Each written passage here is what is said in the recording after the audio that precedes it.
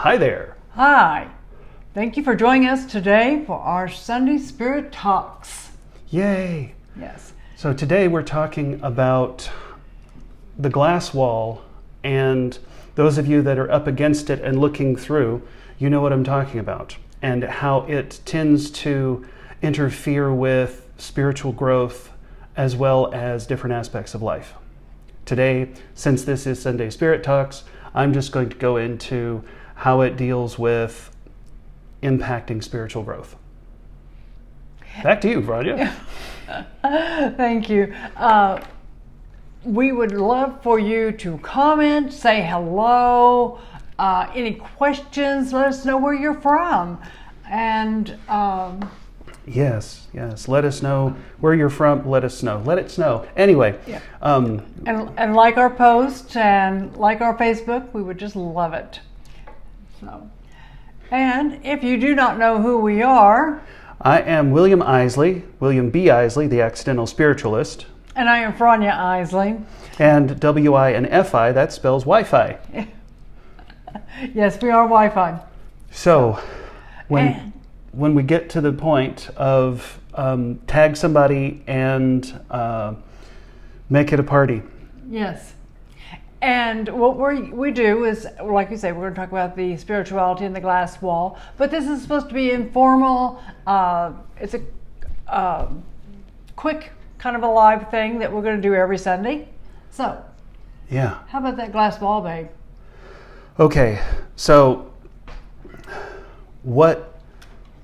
as the Accidental Spiritualist, one of the things that I do is I remove people's glass walls so that they can live the life of their dreams, so that they can become all that Creator wants them to be.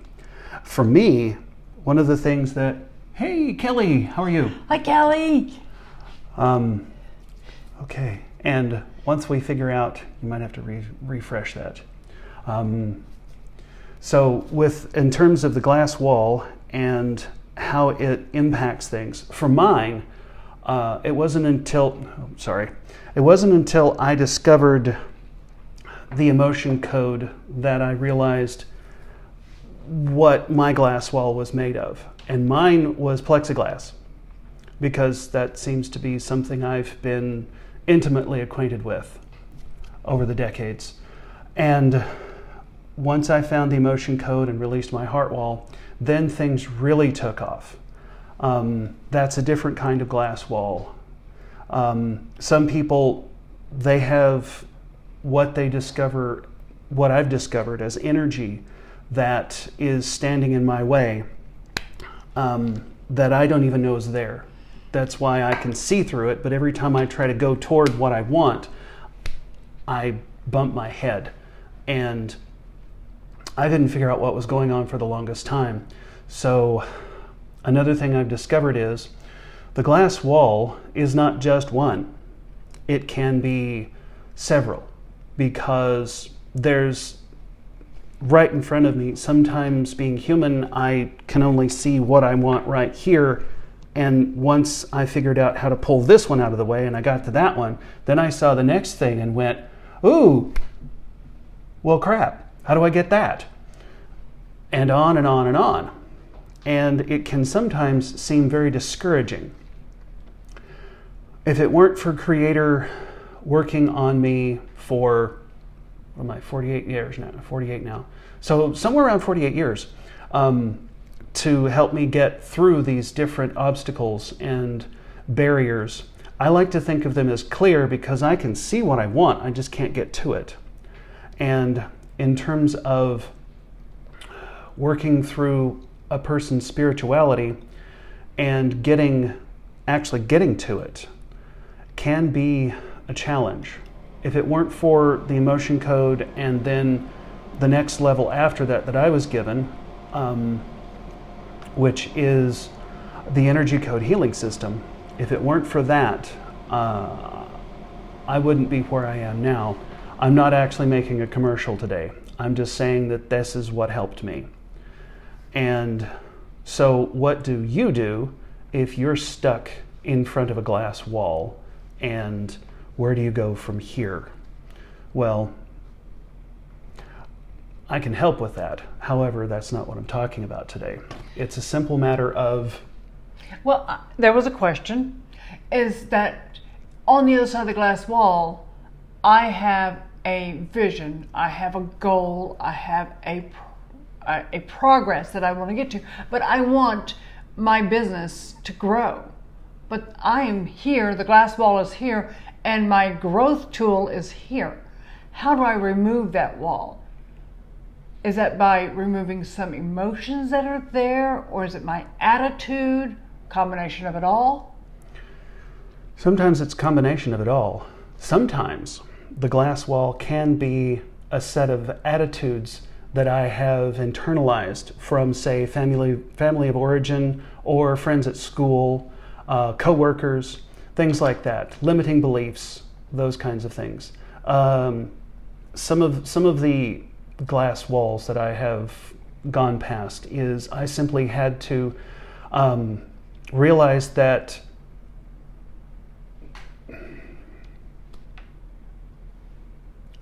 that was me holding me back. And once I realized what was going on, it just disappeared. Sometimes it's more insidious. Sometimes it is energy, the emotions, the different belief structures that I have are actually solid. That I have to, one of them was therapy years ago that I had to work through for several years to release a bunch of anger, a bunch of beliefs that were holding me back. And it took someone else to make that happen, to make it possible for me to see. I heard a really good explanation of this. It was for a different concept, but sometimes it's like being inside the bottle trying to read the label. That's a good one. And so what happens when you scroll down? Is there... I don't know yet. Oh. We're still trying to figure out the comments here and how to... Okay, it's blank. How to... Technology. It's Yes. Wonderful. How to look at any comments or who is here, so we can see it on the iPad right now, and we appreciate you being here. Thank you. Then we've got a laptop. So hey, it's a multifaceted thing. It's not always simple. Can it be easy? Yeah, it's all easy. It's just not necessarily simple. And well, okay, having been through it, sometimes it was like trying to squeeze through the hole of a needle. It's straightforward. It's simple. It's just, okay. Getting there. It depends on where you are. So. But it does depend on your attitude and whether you are ready. Yeah. In your mind and in your soul and in your spirit and emotionally and physically ready to move. Yeah, like we say in the 12 steps in Overeaters Anonymous, unless you hit bottom, nothing's going to happen. And bottom is different for everyone. And I've discovered that it's like I tell somebody, like in the health and wellness area, is if they want to quit smoking, I'm like, enjoy it. Do it for as long as you can, because until you stop enjoying it, until you're ready to stop, there is nothing that's going to stop you. If you're not ready to move on, then don't worry about it. It's just not going to happen. Don't fight it. It's once again, it's simple. I mean, we have to be ready to move forward, or it's not going to happen. Okay. And heaven or earth can't make us move. I know this from experience. You've been there, done that? Oh, several times. I have a few scars to prove it. And we'll get you a t-shirt for that. Yeah. Like I say, we're still trying to figure out the comments and notifications and things like that on this. We will find that out and figure out how to do it. We're getting along better with that. But if you do have any comments, you have any questions, leave them on the post on the Accidental Spiritualist Facebook page, and we will answer your questions. in the future on another Spirit Talk, or even, reply to you back on the Facebook. So. Okay, so something that just kind of came to mind. Once again, the energy work that I've learned how to do has taken me the farthest. The energy code is something that I am a certified practitioner. However, you can go buy the book, you can learn it on your own, you can practice it on your friends. That's the nice thing. The reason why I got certified is because Creator told me to. And also, if you choose not to, or you don't have the time to read the book and learn how to do that, then once again, I can help you with that. But it's just, if I'm the kind of person that if it did not work and did not make a huge difference in my life, I would not talk about it. And that's just how I am. I think that's how we both are. And so once I worked through the emotion code, then Creator showed me the next level. And that's like climbing a large set of stairs up a building. It just keeps going and going and going. And so lots of people have tried lots of different things, and I'm sure you've tried lots of things to get where you're going. I'm not saying the emotion code's the only thing out there. I have looked at, studied, and heard about lots of different really good modalities for healing, energy release, those kinds of things. And it's simply a matter of where are you, what are you ready for, what do you need at this moment? And once again, what I've discovered with therapy and some of the other energy work that I've tried, until I removed the energetic blocks that were holding me back, it didn't matter what I used. Once I worked through that first piece of plexiglass, that heart wall, things moved forward quickly after that. I could, because what was going on was I could see everything. I could see through, I could see people. I couldn't make connections. I couldn't make deep, long-lasting connections with people because I felt alone. I felt like I was by myself and there wasn't anything I could do about it. And until I learned that, number one, there was something in the way, and number two, how to remove it.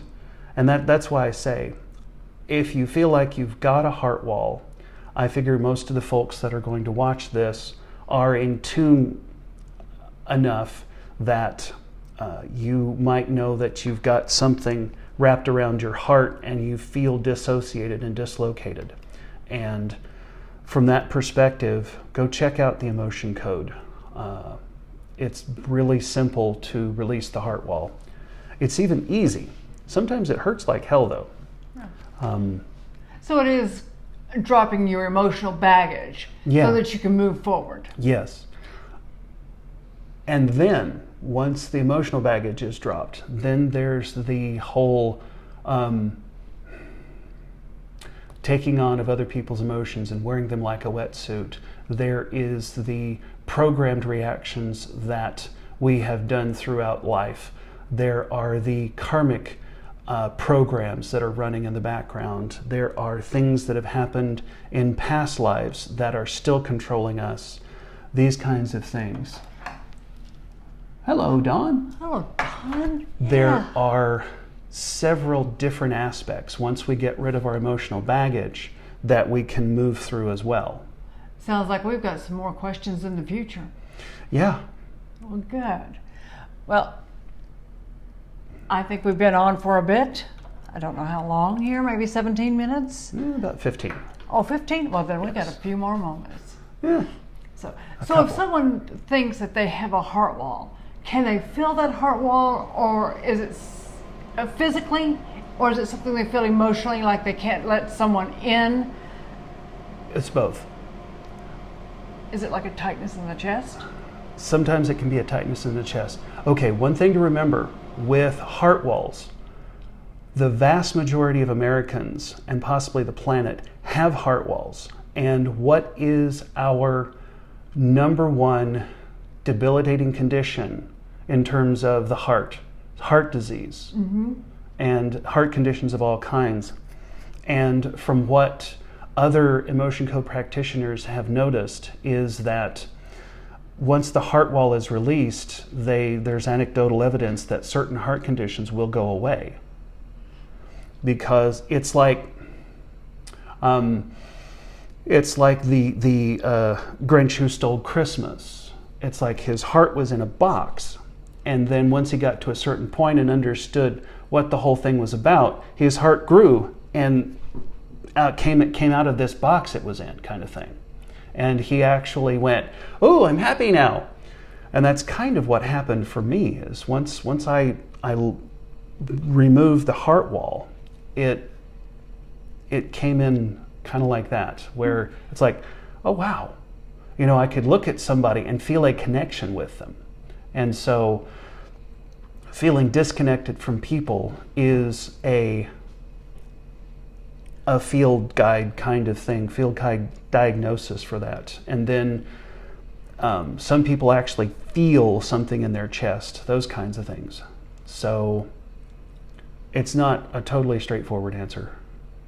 Okay. And it's been a long time since I've listened to the Emotion Code book, but I want to say it's toward the middle of the book where he talks about heart walls and Dr. Bradley Nelson and what he's discovered with them and everything. Okay. So I will go ahead and leave it at that, and thank you for watching, and we will be back next week at 3 o'clock. Yes. Next Sunday.